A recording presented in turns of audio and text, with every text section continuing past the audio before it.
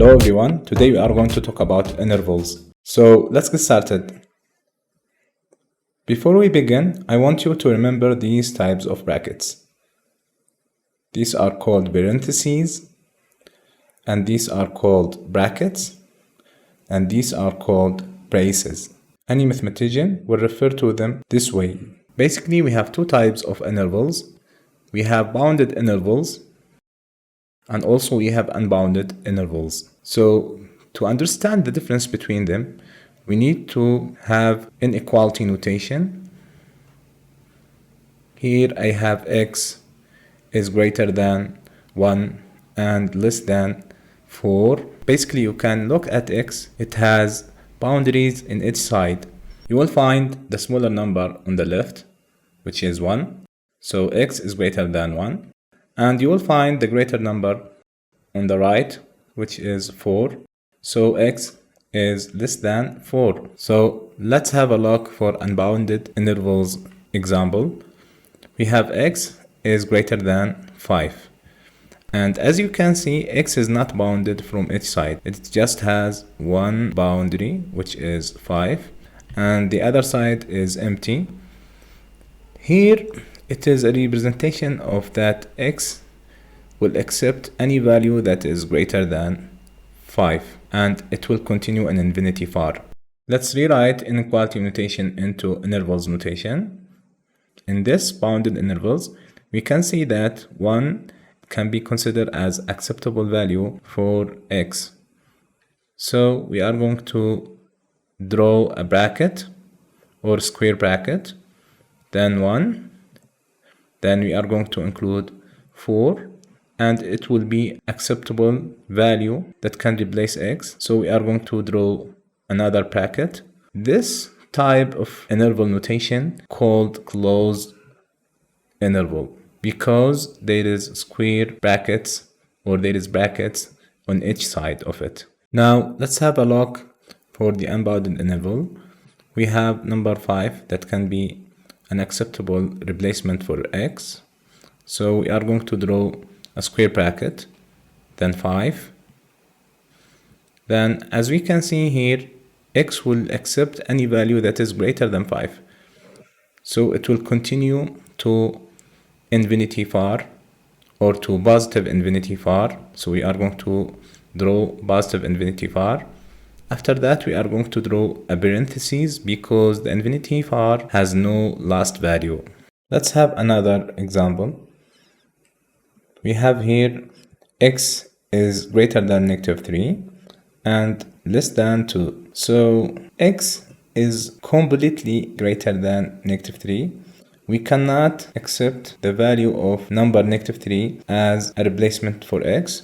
So we are going to draw a parenthesis. -3 will not be included with the acceptable value that can replace x. Here we are going to write -3 and number 2. And also number 2 is not an acceptable value that can replace x. So we are going to draw another parenthesis. This type of intervals will be called open intervals. If you have two parentheses in each side, this interval will be called open interval. Now let's have another example of unbounded intervals. We have x is less than 0, or we can say x is restricted less than 0. So 0 will be with parentheses and we will have negative infinity. So x will accept any number less than 0 and an infinity far of negative side. As we can see here, because there is two parentheses on each side, this will be an open interval.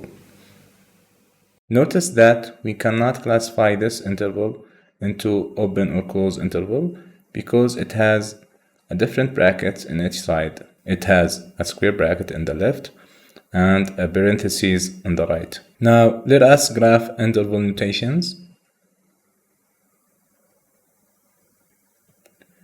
Let's say that we have a closed notation or a closed interval that is between 1 and 4.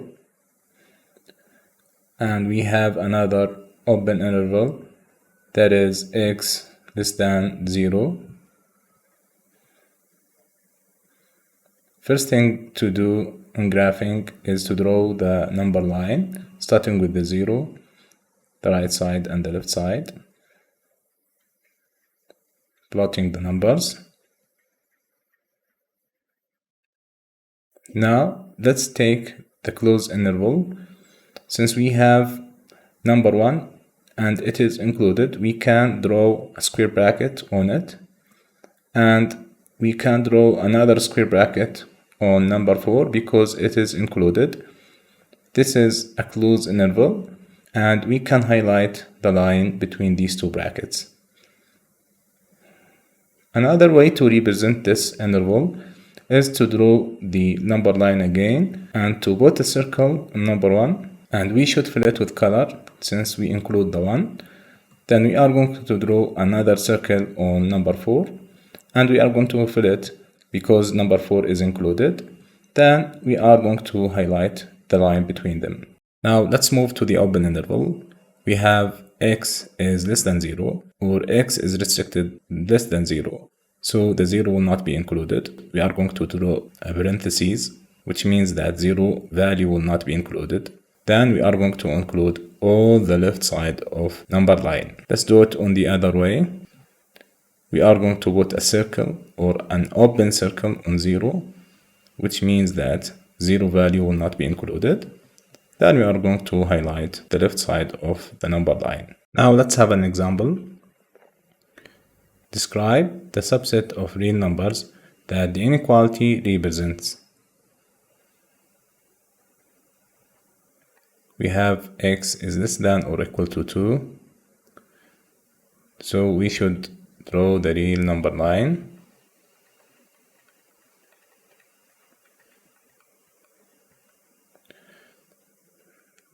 Now we are going to draw a square bracket on number 2 because it will be included. And we are going to have negative infinity because x is less than or equal to 2. Let's draw it on the number line. We are going to highlight number 2 with square bracket. Then we are going to highlight the left side of the real number line. The second interval that we have is x is greater than -2 and less than 3. So we will have a square bracket or a bracket that include -2. So the value of -2 will be included. And the 3 will be with parentheses because we are not going to include it. Let's draw a square bracket for -2 and a parentheses for number 3. Then we are going to highlight the number line between them. Let us have another example. Give a variable description for the interval.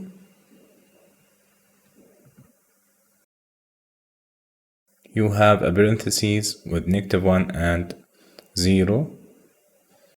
You can say that the interval will include or will consist of all real numbers that is greater than -1 and less than 0. Let's look to the other interval. We have bracket 2 and infinity, parentheses. So the interval will consist of all real numbers that is equal or greater than 2. Let's have another example. Use inequality notation to represent the statement. First, you have the statement of C is at most 2. So C will be any number less than or equal to 2 because it is at most 2. We can represent this in the number line. Let's graph it.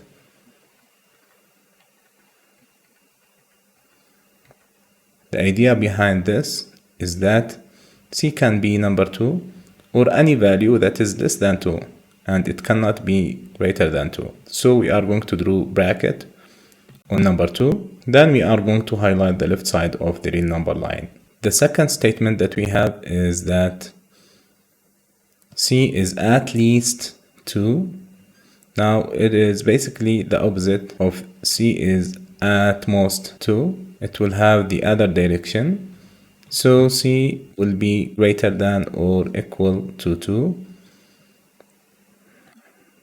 Let's graph it on the real number line. We are going to have a bracket on 2. Then we are going to highlight the right side of the number line. We also have the statement of x is greater than -3 and less than 5. We can do an equality notation. That is, x is greater than -3 and x is less than or equal to 5. Now, I need you to have your notebook and do this practice. Describe the subset of real numbers that the inequality represents.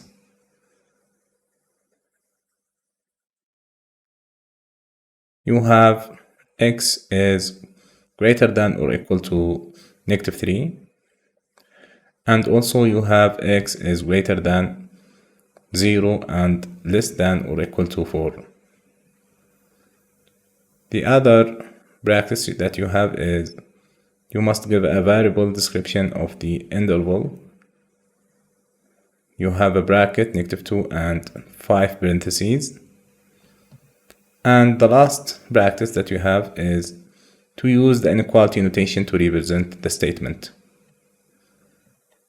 You have x is greater than -2 and at most 4. That's all for this video. We are going to discuss absolute value in the next video. Thank you for watching.